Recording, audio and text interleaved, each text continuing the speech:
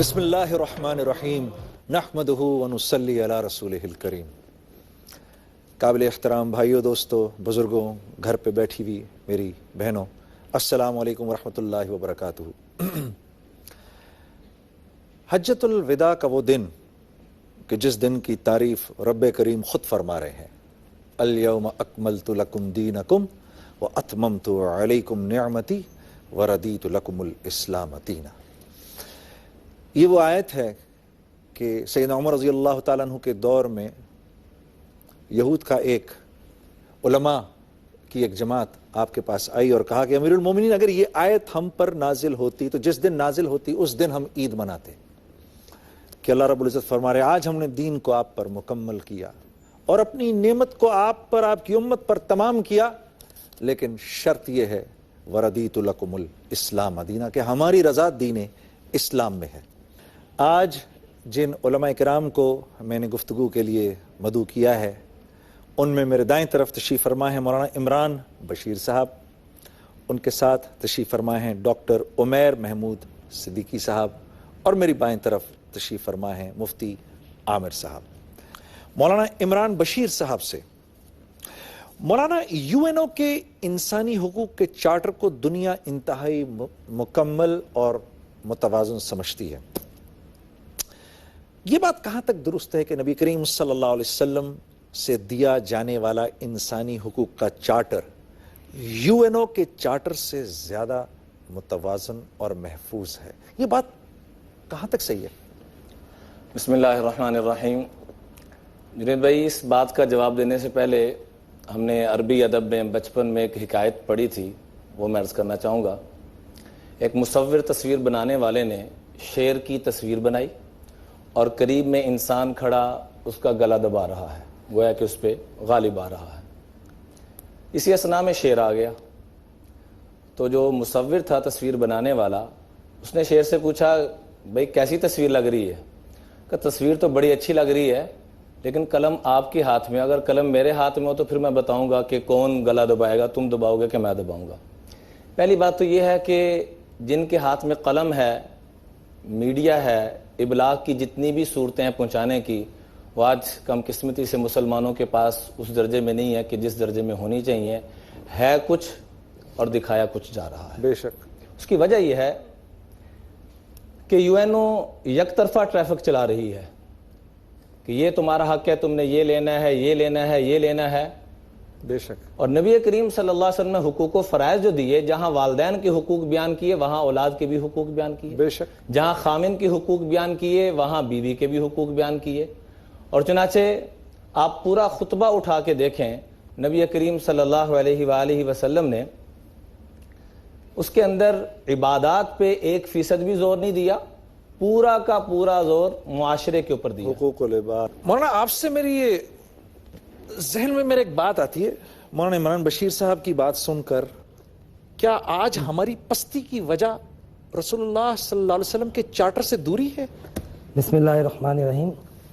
آپ آج جس خطبے کی بات کر رہے ہیں جنید بھائی، اس کی بنیاد 18ویں صدی میں میگنا کارٹا کے جو پیٹیشن داخل کی گئی تھی، جس کے اندر سب سے پہلا جو تصور دیا گیا تھا، پھر انقلاب فرانس برپا ہوا، تو اس میں اصل میں تو ابتدا تو یہاں سے ہوئی تھی جنید بھائی کہ جو لارڈ اور بادشاہ کے جو اختیارات ہیں اس کی تقسیم آپس میں۔ آج کی ہیومن رائٹس جس کی بنیاد ہے، اس کے روٹس یہاں سے ملتے ہیں، آج سے 300 سال پہلے۔ لیکن قربان جائیے عظمت مصطفیٰ پر کہ وہ سارے جو آج کی ہیومن رائٹس کے جو اصول ہیں، اس میں سے اکثر و بیشتر ہم اس لیے بھی اس کو پسند کرتے ہیں کہ سارے کے سارے خطبہ حجۃ الوداع سے اخذ شدہ ہیں، یعنی ان اصولوں کو سامنے رکھا گیا، ان قوانین کو سامنے رکھا گیا، اس کی حیثیت کو تسلیم قرار دیا گیا۔ کل تک حضور کے تصور سے پہلے یہی لوگ جو آج ہیومن رائٹس کی بات کر رہے ہیں، کل تک تو ان کے نزدیک ہیومن رائٹس لاکھوں افرادوں کا قتل کر دینا کوئی معنی ہی نہیں رکھتا تھا۔ اس وقت یہ ہیومن رائٹس نہیں تھا، اور ایک انسان کی جان کے لیے انہوں نے ایک انسان کے اور ایک مخصوص طبقے کے تحفظات اور مفادات کے حصول کے لیے کروڑوں انسانوں کو گاجر مولی کی طرح کاٹا۔ تو ایسا حقوق انسانیت کا تصور اور جو صرف اور صرف قلم اور تحریر کی حد تک ہو.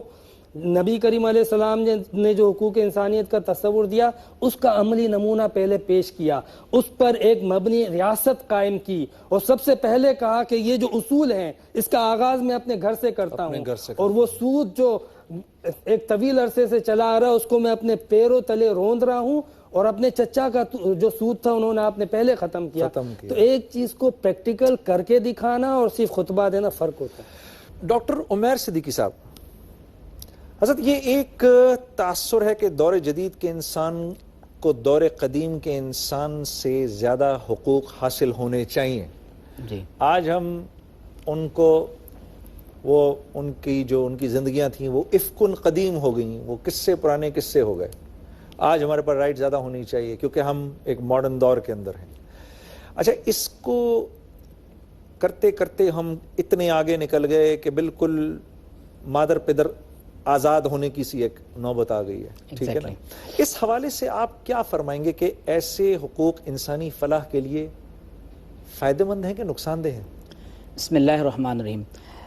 دیکھیے جنید بھائی, کیونکہ اس وقت بات یونائٹڈ نیشنز کے چارٹر اور ہیومن رائٹس ڈکلیریشن اور خطبہ حجۃ الوداع کے تناظر میں ہو رہی ہے, تو میں یہاں ضروری سمجھتا ہوں کہ یونائٹڈ نیشنز کے چارٹر اور ہیومن رائٹس ڈکلیریشن کا ایک تعارف سامنے دنیا کے آنا چاہیے. ٹھیک, جب دنیا میں فرسٹ ورلڈ وار ہوئی ہے اور اس کے نتیجے میں لاکھوں انسانوں کا قتل عام ہوا, تو آپ نے لیگ آف نیشنز بنائی تاکہ دنیا میں آئندہ کوئی ایسا واقعہ رونما نہ ہو سکے. لیکن اس کے باوجود جب دنیا میں سیکنڈ ورلڈ وار ہوتی ہے اور تقریباً 6 کروڑ انسان آپ نے مارے, 6 کروڑ انسانوں کے مارنے کے بعد جا کر آپ نے 1945 کے اندر یونائٹڈ نیشنز کا جو چارٹر تھا آپ نے وہ بنایا اور ہیومن رائٹس ڈکلیریشن کو آپ نے دنیا کے سامنے پیش کیا. ہیومن رائٹس ڈکلیریشن کے اندر تقریباً 30 آرٹیکلز ہیں, اور اگر آپ یونائٹڈ نیشنز کا چارٹر اٹھا کر دیکھیں تو اس کے اندر تقریباً 111 آرٹیکلز موجود ہیں. لیکن یقین کی حد تک میں آپ کو یہ بات بتا سکتا ہوں کہ اگر آپ 1945 کے بعد سے دنیا کی 2016 تک کی حالت دیکھ لیں تو 47 کے اندر آپ کو مسلمانوں کا تحریک پاکستان کے اندر آپ کو قتل عام نظر آتا ہے کہ تقریباً 25 لاکھ مسلمانوں کو تحت تیغ کیا گیا. پھر اگر آپ 9/11 کے بعد سے تاحال صورتحال دیکھیں تو 70 لاکھ مسلمان مار دیے گئے. تو وہ یونائٹڈ نیشنز جو دنیا کے اندر انسانوں کے حقوق کی بات کرتی ہیں, شام کے اندر جب آج مسلمان بچے بھوک سے مر رہے ہیں, وہ عورت جب اپنے بچے کو اپنے سامنے بھوک سے مرتا ہوا دیکھتی ہے اور اپنے چہرے پر اپنے جو تھپڑ مارتی ہے, تو انسانی حقوق وہاں کہاں چلے جاتے ہیں؟ کیا انسانی حقوق صرف اور صرف ورلڈ ٹریڈ سینٹر کے گرتے وقت آپ کو نظر آ رہے تھے؟ تو لہٰذا میں یہ سمجھتا ہوں کہ بالخصوص فرسٹ اور سیکنڈ ورلڈ وار کے بعد دنیا کو ایک نئی غلامی دی گئی ہے, اور اس غلامی کے قانون کا نام یونائٹڈ نیشنز کا چارٹر ہے. یونائٹڈ نیشنز کا چارٹر اور حضور علیہ السلام کا خطبہ حجۃ الوداع, ان دونوں میں قطعی طور پر کوئی مناسبت نہیں ہے. حضور علیہ السلام کا جو خطبہ حجۃ الوداع ہے وہ انسانیت کو انسانیت کی غلامی سے نکال کر اللہ وحدہ لا شریک کی غلامی اور بندگی میں لاتا ہے, اور یونائٹڈ نیشنز کا چارٹر یہ انسانوں کو انسانوں کی غلامی کے اندر لے کر آتا ہے. اور آپ دیکھتے ہیں کہ لوگ اپنی سیاست میں, اپنے دفاع میں, اپنی معیشت میں ایک نئے نظام کے سامنے سجدہ ریز ہوتے ہیں جسے آپ یونائٹڈ نیشنز کا چارٹر کہتے ہیں. تو لہٰذا میری رائے میں حضور علیہ السلام کا جو خطبہ حجۃ الوداع ہے یہ انسانوں کو انسانوں کی غلامی سے نکال کر اللہ وحدہ لا شریک کی غلامی میں لاتا ہے. اور یاد رکھ لیں کہ علامہ اقبال نے reconstruction of religious thought in Islam میں یہ بات ارشاد فرمائی تھی کہ اسلام وہ واحد دین ہے جو تمام انبیاء کرام علیہ السلام سے لے کر شروع ہوا اور اس پیغام کی کلمینیشن خطبہ حجۃ الوداع کے اندر ہوتی ہے. اس میں سوسائٹی, معاشرت اور سماج کی بنیاد لا الہ الا اللہ پر رکھی گئی. لہٰذا اسلام آپ کو اتحاد انسانی کی دعوت دیتا ہے جو لا جغرافی ہے, اس کی کوئی باؤنڈریز نہیں ہے, اور اس کی وجہ کیا ہے کہ اس کی بنیاد اللہ تبارک و تعالیٰ کی توحید پر ہے. اسی لیے ایک ایسا معاشرہ وجود میں آتا ہے جس میں مساوات ہے. یونائٹڈ نیشنز کا چارٹر جن 4 عقائد کی طرف دعوت دیتا ہے اس میں نمبر 1 آزادی, جس کی آپ نے بات کی. وہاں فریڈم کا مطلب یہ ہے کہ آپ جو چاہنا چاہیں آپ کو آزادی ہے. انسان اپنی نفسانی خواہشات کا اپنے آپ کو خدا بنا لیتا ہے. نمبر 2 اس میں مساوات کی بات کی گئی ہے. وہاں ایکویلٹی کا مطلب یہ ہے کہ اسلام اور کفر, حق اور باطل, سیاہ اور سفید, گورا اور کالا, اگر آپ اس نقطہ نظر سے دیکھیں وہ کہتے ہیں کہ یہ تمام کی تمام چیزیں برابر ہے کہ ہر انسان اپنی فریڈم کو خود انجوائے کر رہا ہے. تیسری بات ہے جسے ہیومنزم, انسان پرستی یا حقوق انسانی کا نام دیا گیا. ہم حقوق انسانی کی نفی کرتے ہیں اس آؤٹ لک اور اس پوائنٹ آف ویو سے جو مغربی تہذیب کا پوائنٹ آف ویو ہے. جہاں تک اسلام انسانی حقوق کی بات کرتا ہے تو وہ اللہ تبارک و تعالیٰ کی بندگی کی بات کرتا ہے. اور چوتھی بات یہ ہے کہ ریشنلزم کی بات اس میں کی گئی, اس میں عقل پرستی کی بات کی گئی, جبکہ ہم عقل پرستی کی نفی کرتے ہیں اور ہم اللہ تبارک و تعالیٰ کی وحی پر ایمان لاتے ہیں. ماشاءاللہ ماشاءاللہ ڈاکٹر صاحب, ماشاءاللہ, بہت اچھے. مفتی صاحب آپ سے یہ سوال کرنا چاہتا ہوں, آج کا مسلمان کیا وجہ, کیا ہم کیونکہ قرآن پر نہیں چلے, ہم نے نبی کریم صلی اللہ علیہ وسلم کی زندگی کو پس پشت ڈال دیا, تو کہیں ایسا نہیں تو نہیں کہ اللہ رب العزت نے اس دنیا کی خلافت کو اٹھا کر غیروں کے ہاتھ میں دے دیا؟ ظاہر سی بات ہے, اس میں تو کوئی ڈاؤٹ نہیں ہے, اور یہ بات ہمارے عقیدے اور نظریے اور ایمان سے بھی تعلق رکھتی ہے. یا تو خدا کے آگے جھکیں گے یا پھر خدا کے علاوہ سب کے آگے جھکیں گے, وہ دوسری کیفیت ہمارے ساتھ ہے, اس میں کوئی ڈاؤٹ نہیں ہے. اور اصل چیز ظاہر سی بات ہے قرآن ہے, اس میں بھی کوئی ڈاؤٹ نہیں ہے, سب سے اہمیت. لیکن یہ خطبہ بھی جو نبی کریم علیہ السلام نے دیا, یہ اسی قرآن کی تعلیمات کا ایک نچوڑ, اور یہ خطبہ اصل میں تسلسل ہے. اس سے پیچھے جو نبی کریم علیہ السلام کے خطبات موجود ہیں اس کا ایک تسلسل ہے. میثاق مدینہ لے لیں آپ یا صلح حدیبیہ لے لیں, یہ ایک پورا ڈیکلیریشن بنتا ہے. اور میں آپ کو بتاؤں کہ یہ مطلب ایک تاریخ کا تسلسل آیا ہے کہ ہر فاتح ایک عالمی آرڈر جاری کرتا ہے. تو یہ نبی کریم علیہ السلام کا ورلڈ آرڈر تھا, مگر یہ ورلڈ آرڈر ہونے کے ساتھ ساتھ ایک انسانیت کے تحفظ کی ضمانت بھی تھا. ڈاکٹر صاحب نے ذکر کیا, میں اس میں تھوڑا سا یہ ایک چیز, دو چیزوں کو الگ کر دوں کہ جو مغرب کا ویسٹرن کانسیپٹ آف ڈیموکریسی جو انہوں نے نیو ورلڈ آرڈر کے ذریعے دنیا پہ حکومت, ظلم اور بربریت کیا, وہ اور ہیومن رائٹس یہ دو الگ چیزیں ہیں. ٹھیک, انہوں نے اصل میں جو اس نیو ورلڈ آرڈر کے مقابلے میں نبی کریم علیہ السلام کا آرڈر فائنل آرڈر ہے. تو میں اپنا نظریہ بھی کلیئر کرتا ہوں, اور وہ ورلڈ آرڈر جو مغرب نے اس وقت پیش کیا ہے, ویسٹرن کانسیپٹ آف ڈیموکریسی, اس کے تحت انہوں نے اس دنیا پہ ظلم کیا اور کہا کہ جو تصور جمہوریت کا, ریاست کا, سیاست کا جو آج مغرب دے رہا ہے, اسی کو قبول کرنا ہے, اور اگر اس کو کوئی نہیں قبول کرتا تو پھر مغرب جو ہے وہ اس کے خلاف کارروائی کرے گا. یہ ان کا ورلڈ آرڈر ہے, کلیئر آرڈر ہے, جس کے تحت وہ پوری دنیا کے اندر کارروائی کرتے رہتے ہیں. میں اس لیے کہہ رہا تھا کہ مطلب خطبہ حجۃ الوداع اور یہ جو ان کا ہیومن رائٹس ہے, اس میں بہت ساری باتیں انہوں نے وہ لی ہیں کہ جو باقاعدہ اسلام بھی ان کا تقاضا کرتا ہے. لیکن کیا ہے کہ جب اسلام کہتا ہے تو ہم رد کر دیتے ہیں, بے عملی کا شکار ہوتے ہیں, لیکن جب ڈنڈے کے ذریعے کوئی چیز آتی ہے تو ہم اس کو تسلیم کر لیتے ہیں. یہ ہماری کمزوری ہے. سچ فرمایا. اچھا مولانا عمران صاحب, ایک ذرا بات میرے ذہن میں اور آتی ہے, جیسے خواتین کا ایک معاملہ, یہ ذرا تھوڑا سا سینسٹیو معاملہ ہے. کیا دور جدید کے جو نئے چارٹر ہیں اس میں کیا زیادہ حقوق ہیں عورت کے لیے, زیادہ عزت ہے اس کے لیے, اس عزت کے بجائے جو رسول اللہ صلی اللہ علیہ وسلم اور دین اسلام نے عورت کو دی؟ بسم اللہ الرحمن الرحیم. جنید بھائی, تھوڑا سا تاریخ کو اٹھا کے دیکھیں, آج کی تاریخ کو بھی اور پچھلی تاریخ کو بھی. یہ 2000 سے کچھ عرصہ پہلے باقاعدہ تجزیہ کیا گیا اور خواتین سے پوچھا گیا کہ آپ گھریلو خواتین بننا چاہتی ہیں یا جو ترتیب چل رہی ہے اس پہ چلنا چاہتی ہیں. تو 90% سے زائد خواتین کا اندر کا رونا یہ تھا کہ ہم گھریلو خواتین بننا چاہتی ہیں, مگر نظام ایسا بن چکا ہے کہ ہم اس میں آ نہیں سکتی. اب یہ ذرا پیچھے چلے جائیں, نبی کریم صلی اللہ علیہ وسلم کے دور سے پہلے تو عورت کا یہ مقام تھا. بخاری شریف کے اندر یہ حدیث موجود ہے باقاعدہ کہ حضرت عمر فرماتے ہیں کننا لا نعد النساء, کہ ہم عورتوں کو کسی کھاتے میں لیتے ہی نہیں تھے, نہ ان کی رائے لی جاتی تھی, نہ ان کا اختلاف سنا جاتا تھا کہ تمہارا بھی کچھ حق ہے. بلکہ یہاں تک قرآن میں ملتا ہے کہ وَإِذَا بُشِّرَ أَحَدُهُمْ بِالْأُنْثَى, جب آ کے بتایا جاتا کہ آپ کے ہاں بیٹی پیدا ہوئی ہے تو چہرے کا رنگ بدل جاتا, اور یہاں تک کئی لوگ کرتے کہ کھڈا کھودتے اور اس اپنی لخت جگر کو, بیٹی کو بیچ میں ڈال دیا جاتا. آج غیروں نے شمع محفل بنایا ہماری ماں بہن بیٹی کو, اور امام الانبیاء نے شمع زینت بنایا علیہ الصلوۃ والسلام نے. جب عورت شمع زینت تھی تو گھر ایک مدرسہ تھا جس میں تعلیم تھی, جس میں تربیت تھی, جس میں اصلاح تھی, جس میں محبت تھی, جس میں مودت تھی.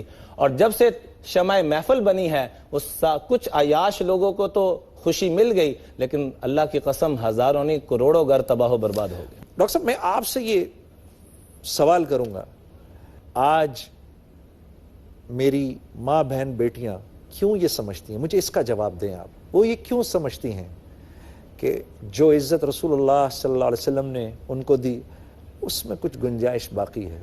دیکھیے خطبہ حجۃ الوداع میں جو نبی کریم صلی اللہ علیہ وسلم نے فرمایا کہ فاتقوا اللہ فی النساء، اور یہ پورا جو خطبہ ہے یہ 1,24,000 انبیاء کرام علیہم السلام کی تعلیمات کا خلاصہ ہو رہا ہے. بے شک. اس دن. واہ سبحان اللہ سبحان اللہ. اور عورت کے حوالے سے جو ہماری ماں بہن بیٹی کے حوالے سے آپ نے کہا کہ ان کی ایک جنید بھائی آئیڈیالوجیکل سبورژن کر دی گئی ہے، جسے برین واشنگ کہتے ہیں، ذہنی میں تخریب چاہ رہا کاری. ہوں حضرت یہی بات فرمائیں آپ.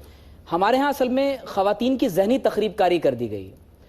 اور یاد رکھیں کہ جب کبھی بین الاقوامی طاقتیں کسی بھی یعنی وسائل والے ملک پر قابض ہوتی ہیں تو سب سے پہلے وہاں کی تہذیب اور ثقافت کو اور جو دین یا مذہب یا وے آف لائف وہاں پر گورن کرتا ہے وہ لوگوں کے دل اور دماغ میں یہ بات ڈالتے ہیں کہ یہ تمہارے لیے ناکافی ہے. یعنی میں یہ سمجھتا ہوں کہ اس میں ایک بہت بڑا رول اس وقت ہمارے تعلیمی اداروں کا ہے، ہمارے اس وقت ان پالیسی ساز اداروں کا ہے جو بین الاقوامی اور قومی سطح پر لوگوں کی ذہن سازی کرتے ہیں، اور بالخصوص ہمارا پاکستانی میڈیا. اب آپ دیکھیے نا کہ میں جب میڈیا کے اندر یا تعلیمی اداروں میں جب میں کامیاب ترین عورت اس عورت کو تصور کروں گا کہ جو ایک ڈانسر ہے یا ایک آرٹسٹ ہے، ایک فنکار ہے، فلمی ستارہ ہے، یا یعنی وہ بہت اچھا جو ہے وہ گا سکتی ہے، تو نتیجہ کیا نکلے گا کہ ہماری بہنیں بیٹیاں بھی اپنے لیے آئیڈیل اسی کو متصور کریں گی کہ مجھے بھی اسی طرح بننا چاہیے. تو میں یہ سمجھتا ہوں کہ اس میں ایک بہت بڑا یعنی کردار اس حوالے سے ہے. اب ہماری دیکھیں گھروں کے اندر جو ایک زمانے میں تربیت ہوا کرتی تھی، اگر آج بھی اس تمام تر یعنی طوفان بدتمیزی کے مقابلے میں اگر آج بھی والدین، میں سمجھتا ہوں کہ 3 لوگ ہیں جو بہت بڑا کردار ادا کر سکتے ہیں، کہ اگر آج بھی والدین، اساتذہ اور ائمہ مساجد جو ہر جمعۃ المبارک کو لوگوں کو ایڈریس کرتے ہیں، اگر وہ ہماری ماؤں بہنوں اور بیٹیوں کے دل اور دماغ میں یہ بات بٹھا دیں کہ تمہاری کامیابی مغرب کو فالو کرنے میں نہیں ہے، یعنی ہمارے اصل میں ماں اور بہنوں بیٹیوں کے دل و دماغ میں کھرچ کر اس بات کو بٹھایا گیا ہے کہ تمہاری کامیابی کا راز مغرب کو فالو کرنے میں ہے. تو اگر ہمارے سامنے ان ماڈلز کو تبدیل کر دیا جائے، یعنی ہمارا آئیڈیل کچھ اور بنا دیا جائے بجائے اس کے کہ ہم یعنی مغرب پرستی کی طرف چلے جائیں، تو میں یہ سمجھتا ہوں کہ یہ بہت زیادہ جو آپ نے کیوں کا سوال کیا اور کیسے، تو میرا خیال ہے کہ ہم ان دونوں باتوں کو حل کر سکتے ہیں. مفتی صاحب اللہ آپ کو بہت جزائے خیر دے. میں نے آپ کو ایک بڑے سپاٹ میں ڈال دیا تھا میں جانتا ہوں، لیکن میں یہ جانتا ہوں کہ ماشاءاللہ سے لوگ آپ کی بات کو سنتے ہیں، اور آپ تینوں حضرات کو اللہ بہت جزائے خیر دے. آپ اللہ رب العزت آپ کے علم میں اضافہ کرے کہ ہمیں سب کو فائدہ ہوا اس سے. میرے عزیز دوستو، چھوٹی سی بات عرض کروں گا. ساری بات علماء کرام نے آپ کے سامنے فرما دی ہے. دیکھو ساری دنیا کے دانشور اور فلسفی اور سکالرز اگر اپنے سروں کو جوڑیں اور انسانیت کے لیے کوئی ایسا نظام پیش کرنے کی کوشش کریں جس سے انسانیت کو نفع ملے، تو اللہ کی قسم وہ اس نظام سے بہتر نظام نہیں لا سکتے جو نظام نبی کریم صلی اللہ علیہ وسلم میرے اور آپ کے لیے اور قیامت تک کے آنے والے آخری انسان کے لیے لائے ہیں. اس سے بہتر نظام نہیں لا سکتے. کیونکہ ہم آج اس نظام پر چلنے میں کوئی تردد محسوس کرتے ہیں یا اپنے آپ کو بیکورڈ سمجھتے ہیں، تو اللہ کی ذات جو ہے بے نیاز ذات ہے. اللہ نے وہی طاقت، وہی ہمارے پاس جو قوت تھی وہ اٹھا کر ان کو دے دی جو ابھی بھی اس نظام کے اندر اپنی بقا کو سمجھتے ہیں. آج ہم جنہوں نے کہ ساری دنیا کو یہ بتانا تھا کہ یہ دیکھو یہ ہمارا نبی جاتے جاتے اپنے آخری حج پر ہمیں یہ چارٹر دے کر گیا، اس پر چلو، تم بھی فخر سے چلو گے، ہم بھی فخر سے چلیں گے، تم بھی امن میں رہو گے، ہم بھی امن میں رہیں گے. علامہ اقبال کے شعر پر اپنی بات کو ختم کروں گا، اور اپنے تمام جو میرے علماء کرام ہمارے ساتھ تشریف لائے ہیں اور ان حضرات سے ہم نے بات سنی، آپ تینوں حضرات گرامی کا دل کی گہرائی سے بہت بہت شکریہ. جیسے شاعر مشرق نے فرمایا، اپنی ملت پر قیاس اقوام مغرب سے نہ کر، خاص ہے ترکیب میں قوم رسول ہاشمی. ان کی جمعیت کا ہے ملک و نسب پر انحصار، قوت مذہب سے مستحکم ہے جمعیت تیری. سبحان اللہ. السلام علیکم ورحمۃ اللہ وبرکاتہ.